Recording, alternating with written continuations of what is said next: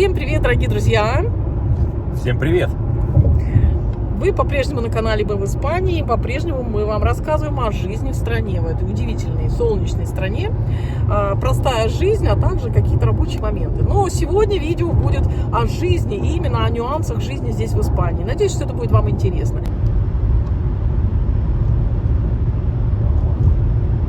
Так, сегодня я вам хочу рассказать интересную вещь. Думаю, что кому-то это будет интересно. Во всяком случае, это про жизнь в Испании, про жизнь местных жителей. А я думаю, что когда живешь в другой стране, всегда интересно узнать, как живут местные. И вот недавно мы познакомились с испанкой, она местная, то есть она родилась здесь в Аликанте, и она прямо коренная местная испанка, и рассказала нам очень интересную вещь. Кстати, ей, наверное, лет 27-28, поэтому это из категории молодежь. Местную, очень интересная вещь касательно именно молодежной такой жизни и молодежной жизни в отношении свадьбы. Как все это проходит, и вообще вот даже момент не просто свадьбы, а перед свадьбой. Не забывайте поддерживать наши видео лайками, писать комментарии и становиться спонсорами нашего канала, если у вас есть на то желание. Уже 95 видео есть только для спонсоров, также прямые эфиры только для спонсоров. Так, сегодня я вам хочу рассказать интересную вещь. Думаю, что кому-то это будет интересно. Во всяком случае, это про жизнь в Испании, про жизнь местных жителей. А я думаю, что когда живешь в другой стране, всегда интересно узнать, как живут местные. Так вот, недавно мы познакомились с испанкой, она местная, то есть она родилась здесь в Аликанте, и она прямо коренная местная испанка. И рассказала нам очень интересную вещь. Кстати, ей, наверное, лет 27-28, поэтому это из категории молодежь. Местную, очень интересная вещь касательно именно молодежной такой жизни и молодежной жизни в отношении свадьбы. Как все это проходит, и вообще вот даже момент не просто свадьбы, а перед свадьбой. Сейчас я вам об этом расскажу. Но вначале я вам хочу сказать, не забывайте поддерживать наши видео лайками, писать комментарии и становиться спонсорами нашего канала. Если для спонсоров мы, конечно, будем показывать чуть больше путешествий, видео, полезную информацию о проживании, ВНЖ, обучении и так далее. Ну а сейчас я вам расскажу, что рассказала нам девушка, испанка, очень интересно, о свадьбах в Испании.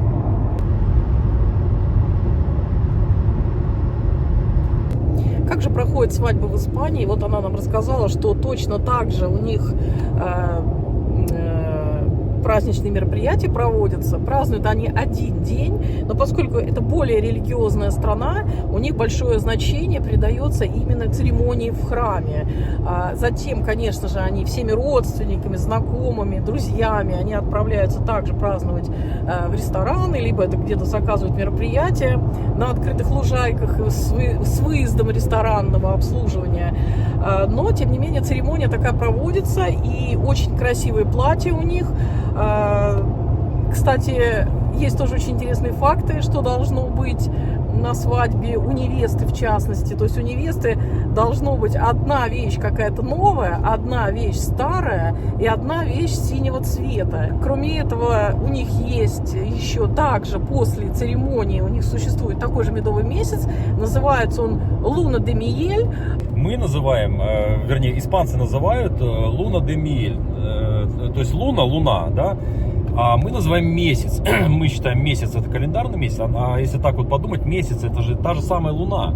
То есть у испанцев медовый, вернее, Луна де Миель, то есть месяц медовый, а у нас медовый месяц. А месяц, если представим, что это луна, это и будет Луна де Миель. Все одинаково. Кстати, если вы пойдете в Испанию на свадьбу, надевайте одно новое, одно старое, одно что-то синее. Меня Алексей правильно поправил, что это не обязательно может быть невеста, это могут быть и подружки невесты, и родственники. И мы часто наблюдали свадьбы, которые там женщины надевали, допустим, какое-то такое темно-фиолетовое однотонное платье, или синее платье, или что-то такое бордовое. Вот такие вещи, да, здесь есть. Это приносит счастье в семейной жизни, какие-то блага и так далее.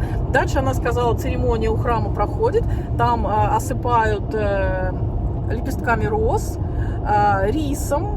Это также идет к благополучию, к богатой семейной жизни. Именно вот здесь Валенсиана, потому что она из Аликанте девушка.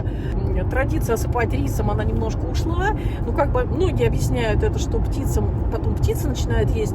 Птицам это вроде бы как бы вредно, они разбухают рисины в желудке, хотя орнитологи это не подтверждают. А многие считают, что ну просто потом очень грязно, проблемы с уборкой, мелкий рис, вот это все. В общем, я это не знаю, просто рассказываю вам то, что нам говорили.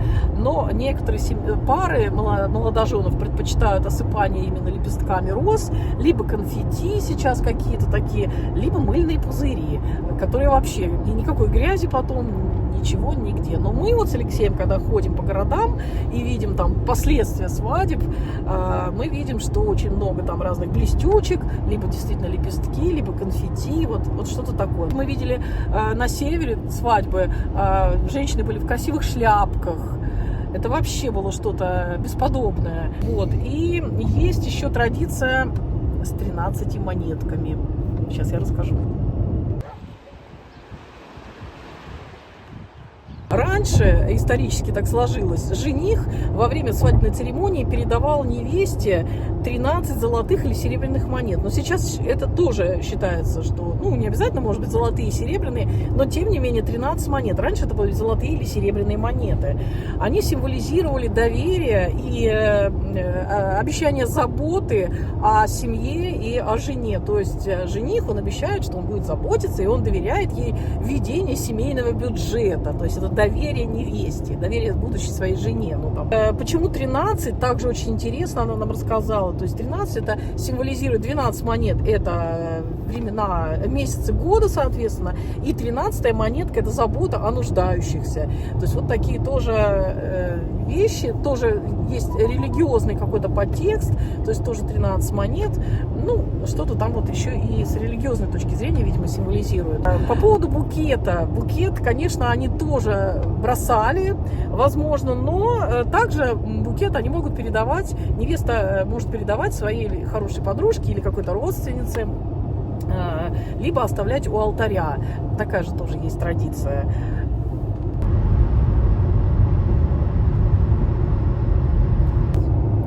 Ну и самое интересное, она рассказала о том, что перед свадебным мероприятием проводятся девичники.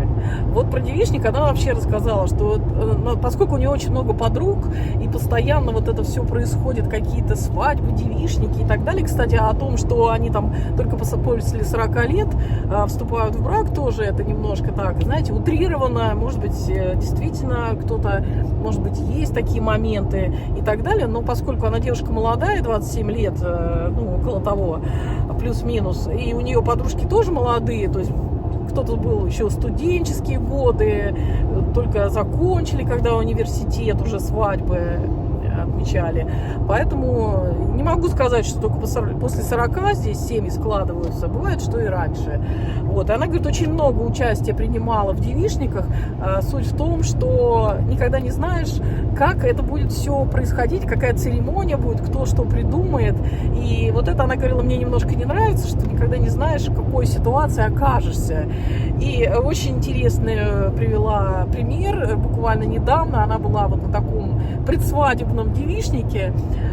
Была сама, кстати, если вы присутствовали на таких девичниках в Испании или, может быть, на каких-то свадебных мероприятиях, у вас есть чем поделиться, пишите тоже. А если вы устраивали себе девичники в той стране, где вы живете, тоже напишите, было у вас какие-то мероприятия, может, что-то интересное, необычное. Ну, вот, например, у нас такого, наверное, не было, в принципе. В фильмах я смотрела, но мы девичники такие не устраивали. Может быть, девочки там собирались как-то, что-то в кафешках просто.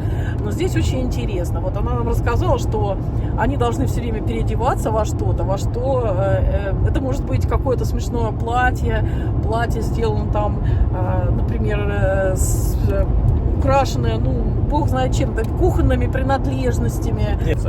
У них было так, то есть они должны были прийти в ресторан, и, ну, как невеста позвала своих подружек всех и сказала, что придем в ресторан, там нужно будет переодеться, ну, и там вот небольшой фуршет. Когда они поняли, что они будут в закрытом помещении, конечно, сделали все откровенные наряды в плане того, что у кого-то был ободок от унитаза там прикручен, у кого-то перчатки какие-то там. Ну, короче, было, говорит, очень смешно, кто-то усы наклеил. И это было все на территории ресторана. Потом к ресторану подъехал открытый автобус с открытым верхом. И невеста сказала, а теперь все вместе садимся в этот автобус. И вот они погрузились в таком виде, у кого-то, как Татьяна правильно сказала, диадема была на волосах в виде прически. И они в таком виде ездили, говорит, по Аликасте, по центральным улицам, а потом еще вышли фотографироваться на центральную площадь. Это, говорит, было очень весело, но, говорит, я себя чувствовал некомфортно, потому что у нее там были прикручены какие-то элементы, там, перчатки для уборки, еще чего-то. Вот как-то так могут проходить у них девичники, и, в общем-то, кому-то это нравится, кому-то нет, но в любом случае это смешно.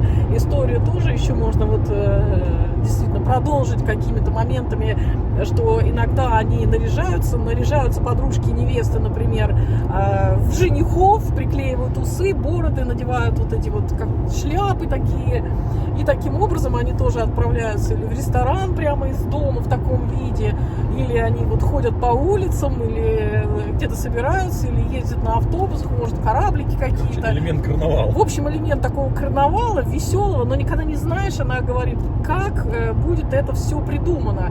Кто-то организовывает это, подружка невесты, может, например, да, и никогда не знаешь, как это будет организовано, в каком виде тебе придется там присутствовать, может что-то рисовать на лице, может что-то изображать, петь или что-то еще, но вот так вот весело проходят у них девичники.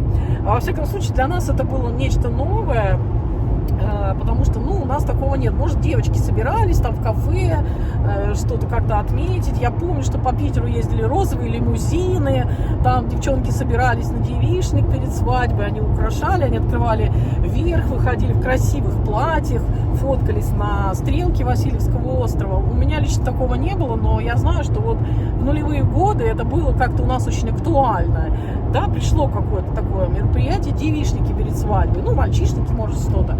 Но, тем не менее, вот такие вот вещи в Испании тоже есть. Мы, конечно, посмеялись над этим, удивились, но это очень интересные традиции, это особенности какие-то в том числе. Ну что ж, дорогие друзья, я надеюсь, что вам интересно это было. Нам самим было очень интересно узнать эту тему. И мы с удовольствием делимся с вами. Если вы смотрите наш канал, значит, вам интересна Испания. Либо вы здесь бывали, либо вы здесь живете, либо вам просто интересно, и вы любознательные люди. Но в таком случае поддержите наше видео лайком, напишите свои комментарии, поделитесь, как у вас происходили какие-то девичники или мальчишники. Были ли вы в Испании на таких мероприятиях? Может быть, на свадьбах, может быть, что-то хотите нас добавить. С удовольствием почитаем. С вами, как обычно, Татьяна Алексеева из Испании. Всем удачи, добра, хорошего настроения. Чао! Пока-пока!